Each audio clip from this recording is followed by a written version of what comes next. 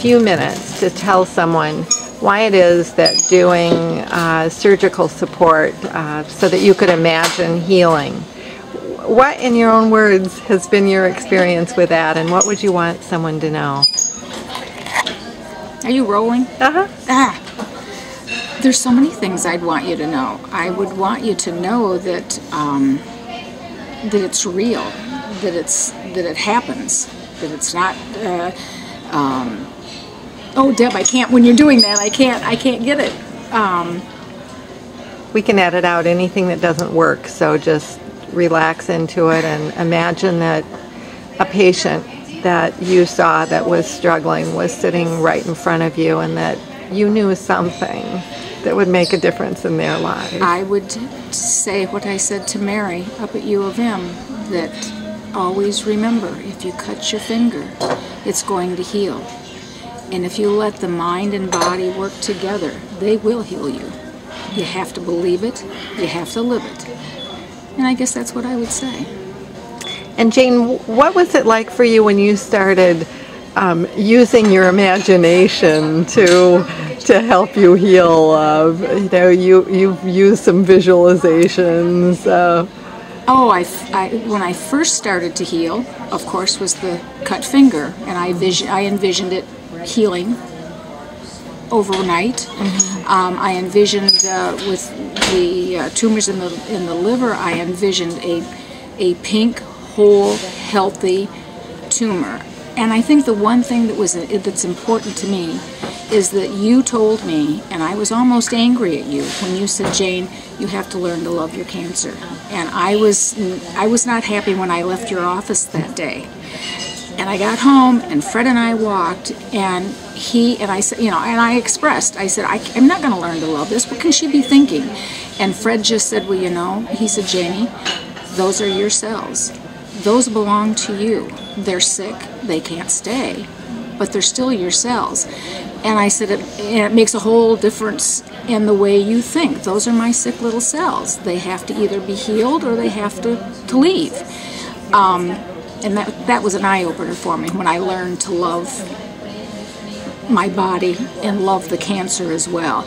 That took some doing. Mm-hmm. And Swiss cheese, do I remember that you kind of saw, am I remembering that correctly? Yes, because they told me that when the tumors go, there would just be holes.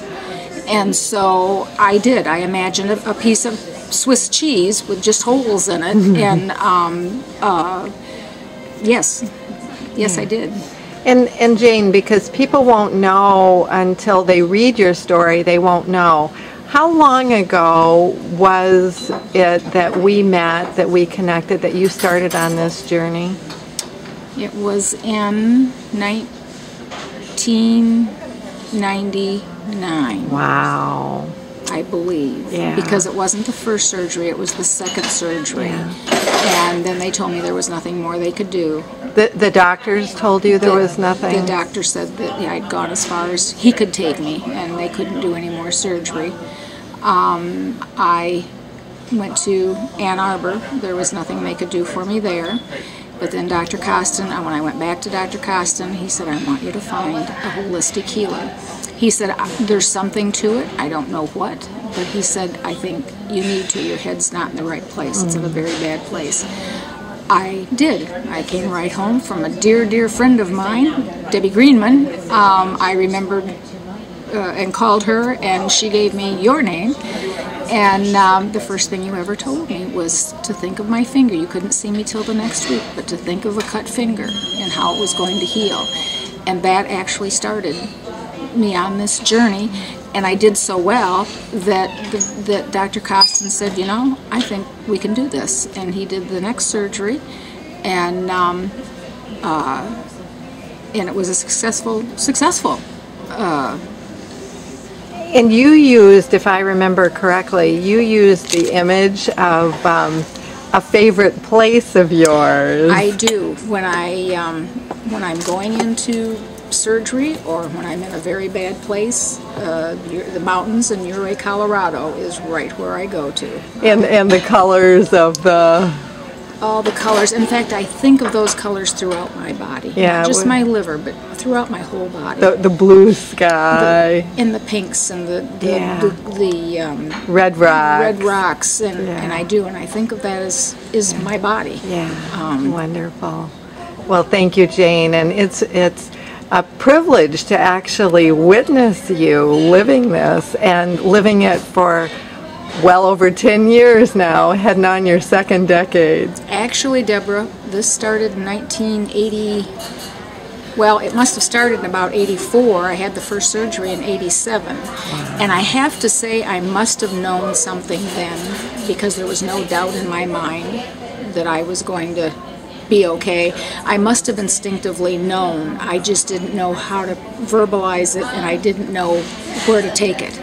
And it was, of course, more than a decade later that I met you, and we started the process over again.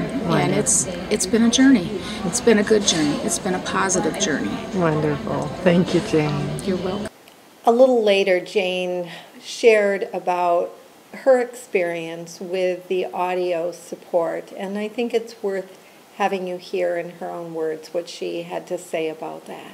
Well, mine is called pre and post surgical support. Okay. With SCS. So you worked with the audio, the CD, the tape. I was able to take it into the operating room, and that was amazing. I could feel it as I was going to sleep.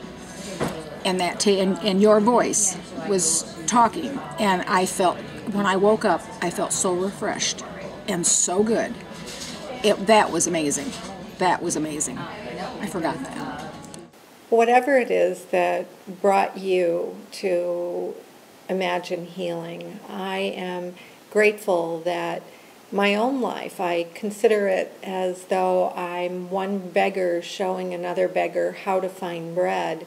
When I was diagnosed with degenerative disc disease, L4, L5, S1, and osteoarthritis in the hip, and told that I would never have quality of life, I'm grateful that this journey, I was able to discover the healing power within. And that's my sincere hope for you, that whatever it is that brought you here, that you now know how to take the right steps to bring more healing in your life. In the same way that Jane said, this is real, it happens, you can do it.